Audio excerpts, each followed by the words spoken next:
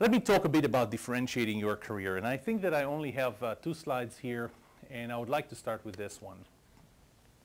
Actually, I'll start by describing how I joined TI. I was working for PCTEL. It's 2001. It's late 2001. Economy goes to hell. And I know that PCTEL is not going anywhere. And I realized that I need to move on from PCTEL. Now, what we typically do when we look for a job, and this is not just outside. I'm not trying to talk you into finding jobs outside of TI. This is even within TI. When you're not too happy with your position, when you get the sense that, you know, our business unit is in not very good shape, may want to find something else, what do I find? Our basic natural instincts take us to, I'll take whatever I can get, right? Now I'm a little impatient and I'm anxious. I'll take whatever I can get. But and what I do is I don't cast a wide enough net. I just cast a net that will, whatever comes in that net, I will take. And I would like you to think of the way you differentiate yourself. What do you do differently? Now, remember, we talked about how you differentiate future products. How do you differentiate existing products? I'm going to start with how do you differentiate the existing products. Every one of you, it's January 10th, 2008. What is your current differentiator? And I'm going to suggest 2 dimensions. And those 2 dimensions are the domain that you know. What business are you with? Medical. Domain, medical. What business are you with? HPA analog. Your domain is analog. HPA, high performance analog. This is your domain. Now, across the domain, we can define different tiers of your domain, right? So for me, back in 2001, was a semiconductor business. That would probably be tier 3.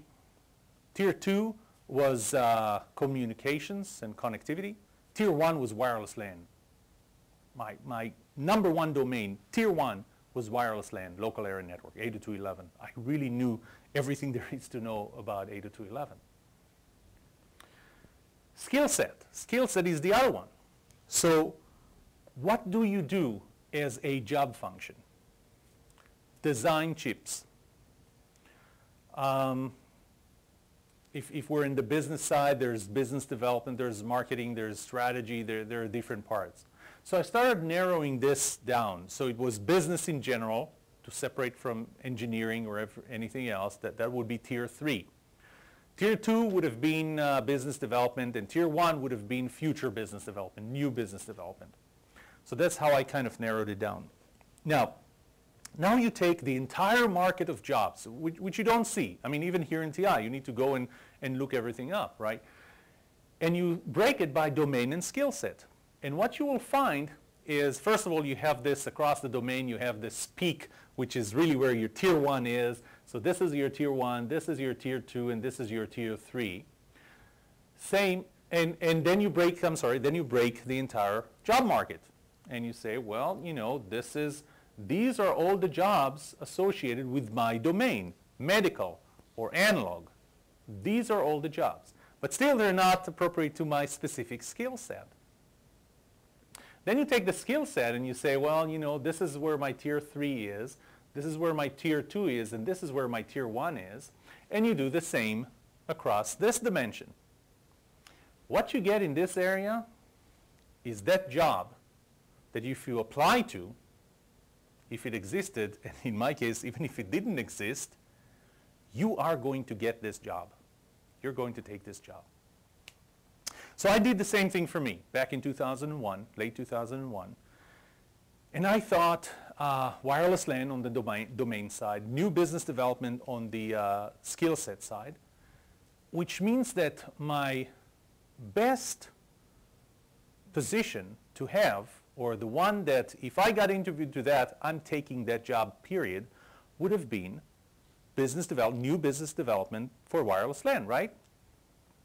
Just to close that story, my first position at Texas Instruments was Director, New Business Development, Wireless LAN. By the way, that position did not exist in Texas Instruments. So what I did there was, and that's where instead of looking for a small, and you can take this back and forth from products to yourself and careers, instead of throwing a small net and catching whatever I can catch there and eating it, what I said was, no, I know exactly what the fish that I want to fish now is. The only thing is, if I take a small net, the probability of me getting this is almost nothing. What did I do? I wrote a letter. I attached my resume, appropriate for a position of Director of New Business Development for Wireless LAN. And I sent it, and I wanted to cast a wide net so I know that the fish that I want to catch will be caught in this. How many times do you think I sent out my resume in 2001? I did that during the winter break of 2001. How many times? 10? 20? 100? Over 900 times. I'm not kidding, over 900 times. I told you I did that over the winter break, not over one day. Over 900 times. I targeted specific recruiters. I targeted specific companies. I took a list of every company that attended IEEE 802.11 sessions. I targeted every company that was a member of the Wi-Fi Alliance. Few companies came back. Texas Instruments came back and said, we really need someone in that position, but we do not have a position like that available. You know what? They created it. And that's the power of being there in that circle. Because you know that you can do something that combines skill set and domain that not a lot of people can, and you're the only person or one of the few people who can do it. Let me talk about how do you differentiate your next career or your next step of the career, your next product, a product that's in development. So the thing that works best for me, I'm sorry, the things that works best for me is this is where I want to be in an 8-10 years time frame. How many of you have thought about what you want to do in 10 years? How detailed did you think this out? I'm telling you, I have it down to the color of my carpet and what car I would like to drive in about 10 years. I mean, not exactly the brand, but kind of the sense of what type of car would it be. And when you narrow it down this well, you kind of define what is that job that you want to do. And then what I did was I wrote my resume. I wrote my resume that would get me to that job or position or activity, and I'm not going to tell you what it is. And I wrote the resume that got me that job. Remember back on the previous slide, I wrote the resume that would get me here for that job, that specific job. Then what I did was I went 3-4 years back. And I said 3-4 years back, the position I'm holding before that, what is it? And I wrote the resume for that. Then I went 3-4 years back and I wrote the resume for what got me the position that got me to that one. And then here I am today.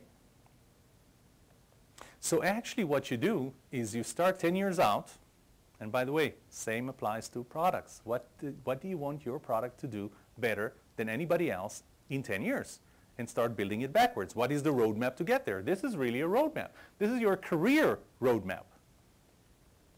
So the first question is, what do you want to do? If you don't know what you want to do, you can't build a roadmap to get there. You can't get to where you don't know where it is. The last resume is here, and ask yourself, what is the last line that is missing? That is the line you need to work on these 3 years. What is the last line that is missing here between these two? This is the line you need to work on these 3 years. And you go back, that's your previous job here, this one. Work it backwards, go all the way to where you are today. So really what you do is you take your resume that takes you your dream job in 10 years, you take your resume today, you identify the differences, and you start building it as a roadmap. Thank you.